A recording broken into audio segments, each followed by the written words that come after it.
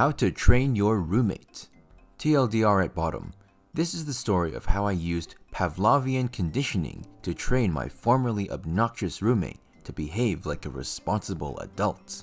Welcome back to Reddit Chronicles. If you're new here, consider subscribing to help me feed my channel and grow my cat. And if you liked the video, do kindly give it a thumbs up to help me out. Let's get started. For those who don't know, Pavlovian conditioning is when you tie a reward or a punishment to a certain action in order to either encourage or discourage that action. It's also called classical conditioning and was first detailed by Ivan Pavlov in the late 19th century.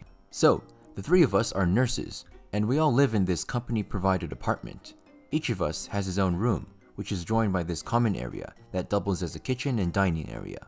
But the walls are paper thin and don't provide enough soundproofing. So, if one were to say, have loud conversations in the common area during the late hours of the night, it would resonate throughout all the rooms adjacent. But if you were in your own room talking to somebody, it wouldn't be heard outside. Basically, any sound you made in the common area could be heard in all the rooms. Now, this is not a problem during the day, but at night, when everyone is asleep, our one obnoxious roommate always decides to have his Facebook video calls in the common room using his phone, waking everyone up with his loud conversations. And since we were nurses, we have to work in shifts. Me and the second roommate work on 12-hour day shifts, 8 a.m. to 8 p.m., while the third obnoxious one works on 12-hour night shifts, 8 p.m. to 8 a.m.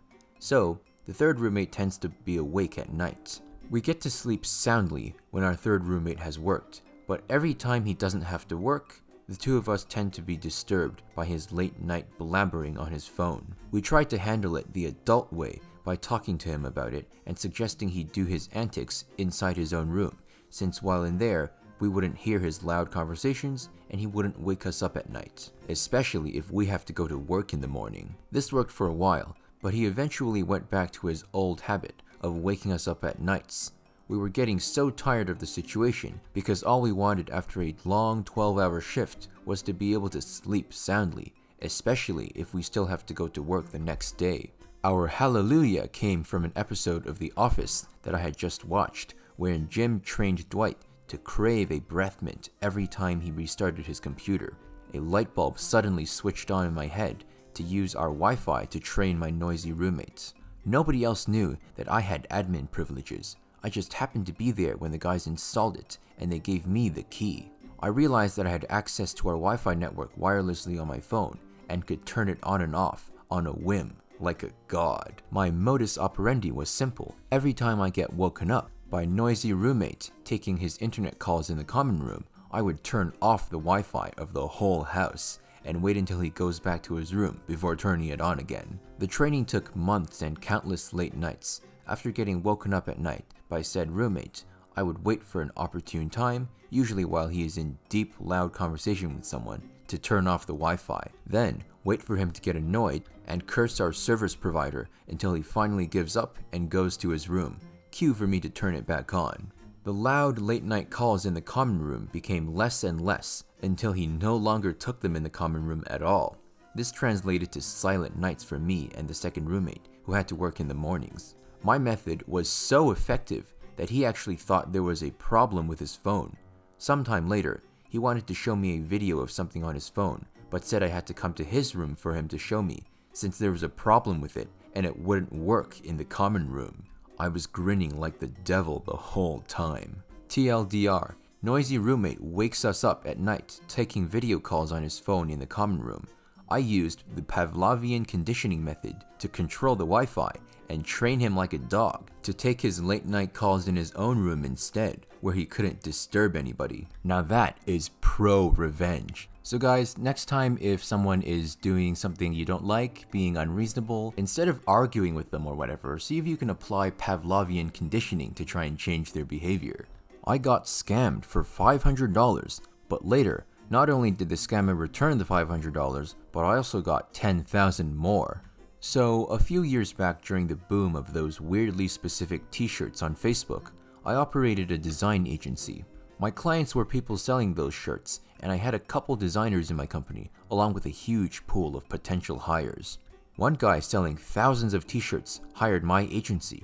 We did some designs for him, and since I was stupid, I accepted to be paid after work was delivered. Surprise, surprise, he didn't pay and left me $500 in the hole. I was angry, but I moved on since I had a lot of work already. A few days later, I got his email asking if I was interested in designing shirts. The idiot CC'd me in the email along with some other designers. Since I had an agency, I recognized most of those designers because I had a huge pool of people I would potentially hire. I hatched a plan.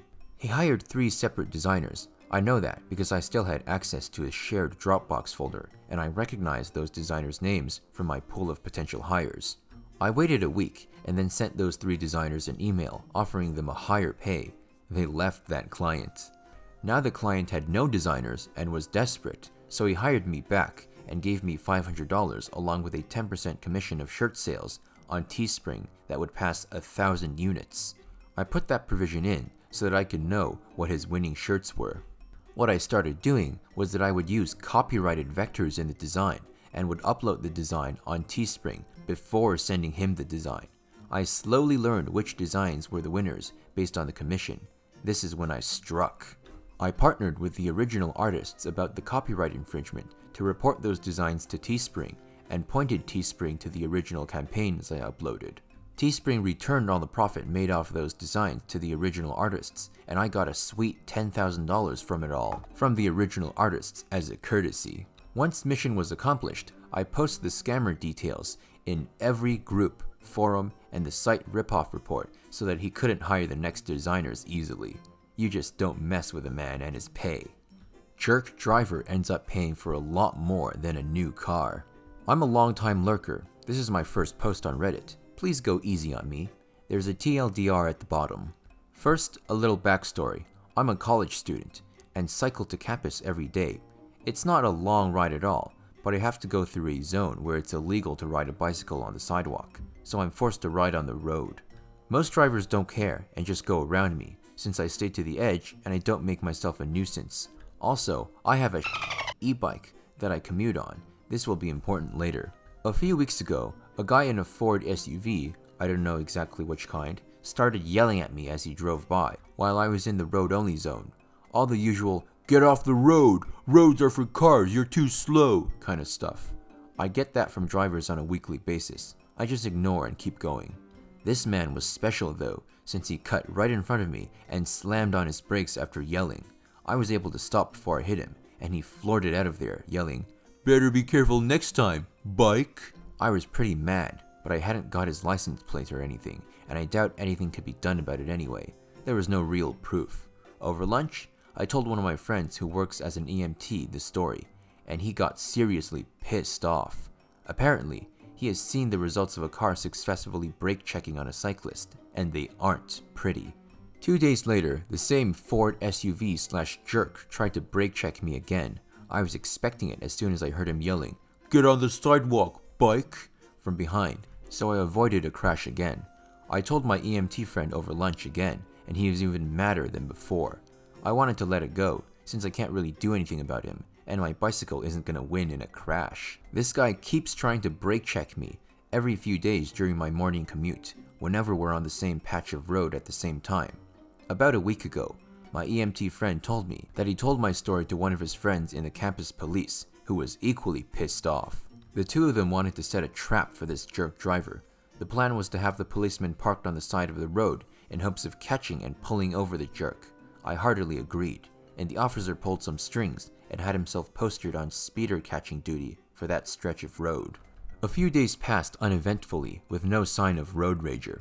I saw the cop parked in the same spot on the side of the road every day, a spot where the road has a left turn lane and a straight lane. Finally, I'm pedaling along and I hear the familiar voice scream, "Get the hell off the road!"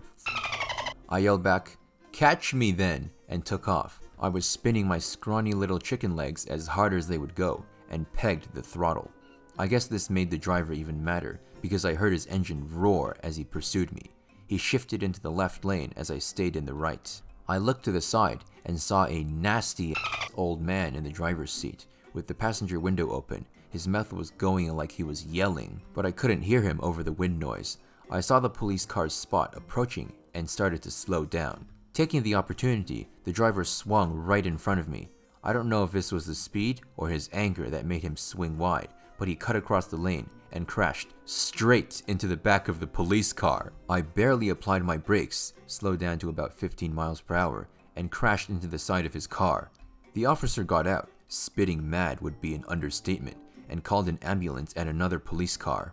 Everyone was unhurt, since the jerk was only going like 25 miles per hour, but there was enough of an impact to trigger the SUV's airbags. The jerk ended up getting arrested for driving drunk. Seriously, who drinks at 9 AM?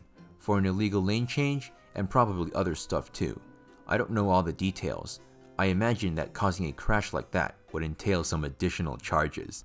The guy ended up having to pay for expensive repairs on the police cruiser, and for a new e-bike to replace the one he destroyed by cutting in front of me. The frame snapped.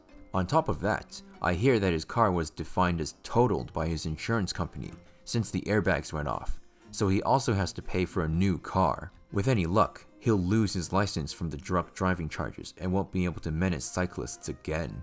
TLDR, aggressive driver repeatedly brake checks me. He ends up crashing into a police car after trying a little too hard to hit me, and has to pay for my new bike, repairs to the police car, and a new car of his own. Now that was justice served. And remember guys, road rage of any kind isn't worth it. Stay calm on the roads. If you want more where that came from, simply click on one of these boxes right here. And if you liked the video, I assume you did since you're still here, remember to let me know by giving it a thumbs up. And of course, if you haven't already, click my channel icon right here to subscribe and be one of the first viewers for every video I upload. I'll see you in the next episode of Reddit Chronicles.